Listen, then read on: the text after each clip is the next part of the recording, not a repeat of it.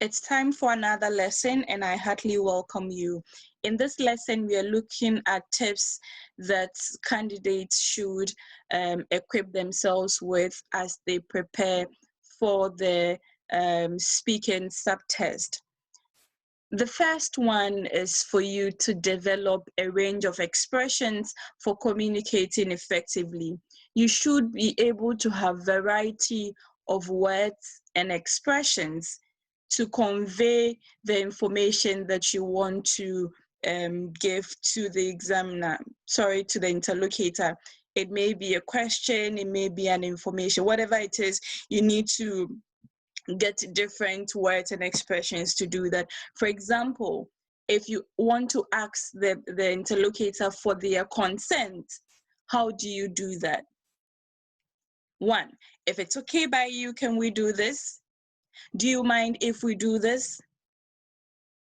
So you're not saying the same thing over and over and over when you want to get their consent, when you want to ask for their permission, but you're varying this with different expressions.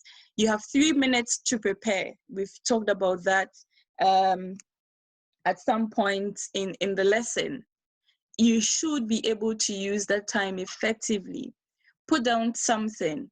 Do not just assume that this is easy for me to do, and so I don't need to prepare, I don't need to put down anything.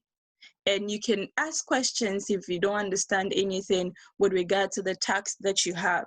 The interlocutor will do the clarification for you. The 3 minutes is very important as far as your score for the speaking subtest is concerned, apart from the actual role play. The 3 minutes preparation time is very important, and you should make sure that you put in your best at that point. Focus on the assessment criteria. I mentioned that when I was talking about the assessment criteria. The assessors who are going to analyze your performance are focusing on the assessment criteria, and so you should do as you engage the interlocutor, not the task card. You shouldn't make the task card your focus, that your eyes are buried in there and you're not looking at the interlocutor, you're not listening to what they're saying. They give you an information and straight on you move on to the second task. No, there should be a link between what question you asked them, the response they gave, and the second task that you have.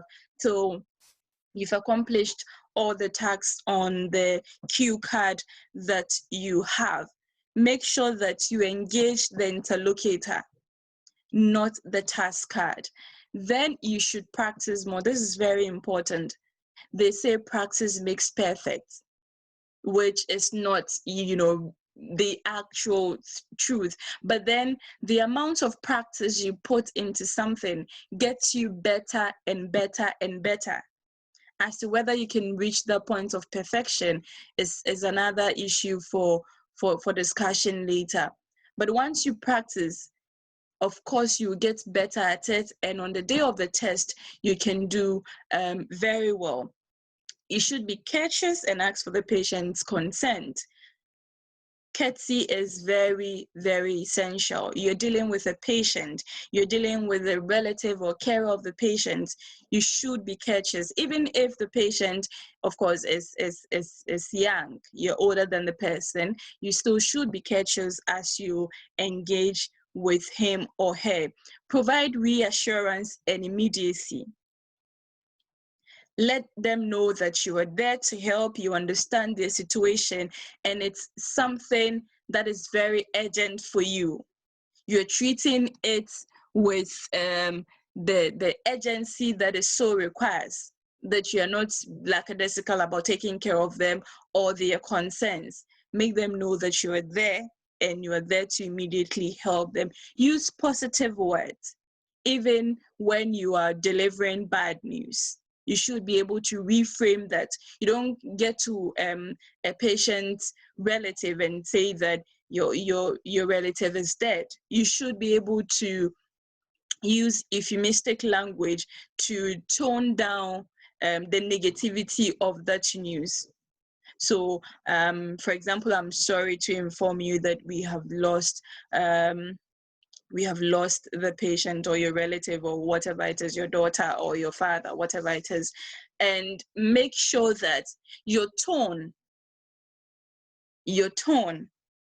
indicates that although it's a sad news, it's a bad news, you still have to deliver it and you empathize with them.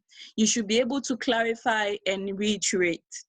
Should be able to clarify and reiterate. If there's a need to do so, you need to repeat yourself.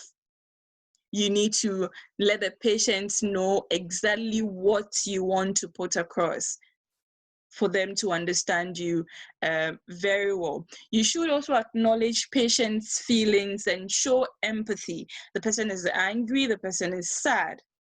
Empathize with them. Let them know that you understand how they are feeling. Transition appropriately.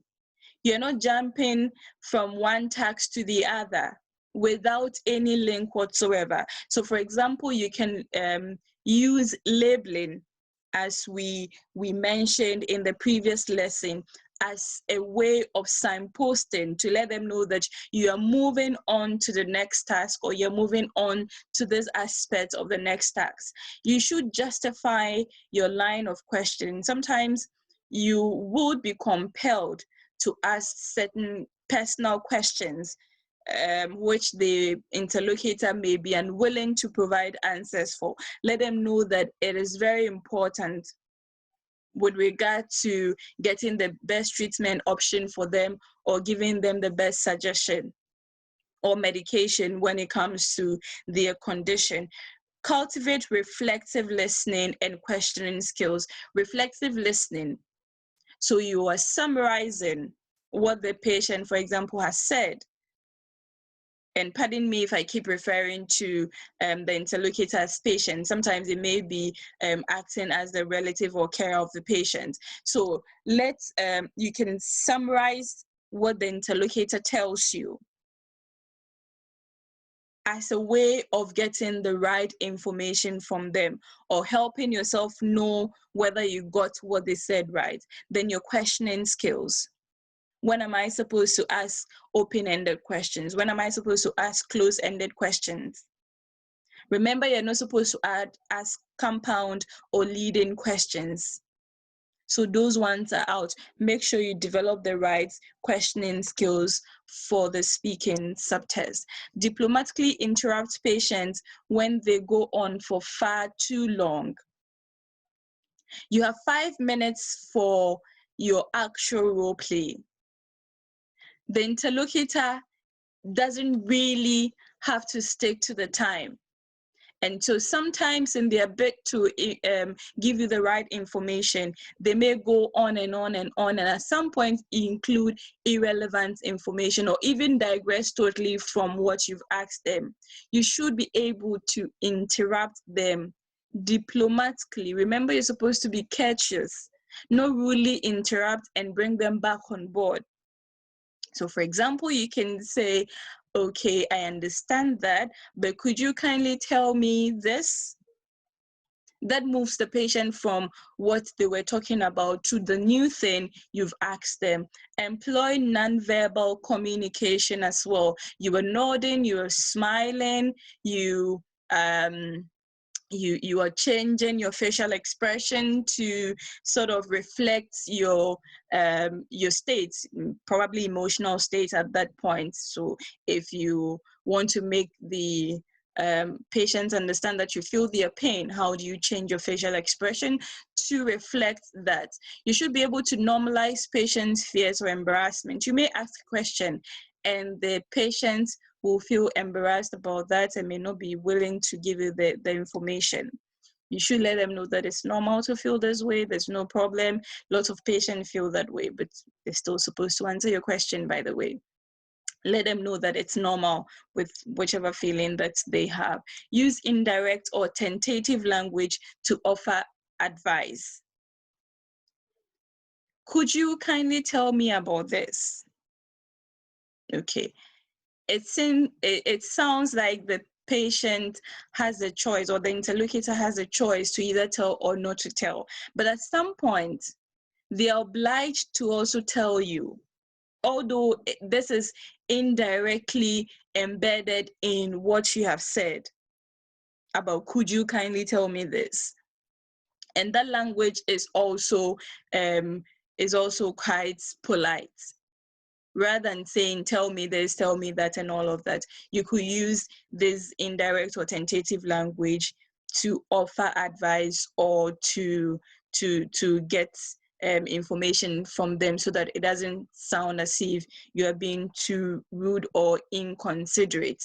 You should emphasize especially your advice, because there's some patients or some interlocutors or some relatives of the patient who wouldn't want to listen to you when it comes to your advice, because probably from some history they have with regard to that, or from their sheer stubbornness, they may not be willing to accept your advice. You should be able to emphasize that it's very important, for example, by saying it is important, or it is essential, or it's crucial that you do this and this and this. And when they still insist, you should explain to them the risk involved in not paying attention to the advice that you're offering them.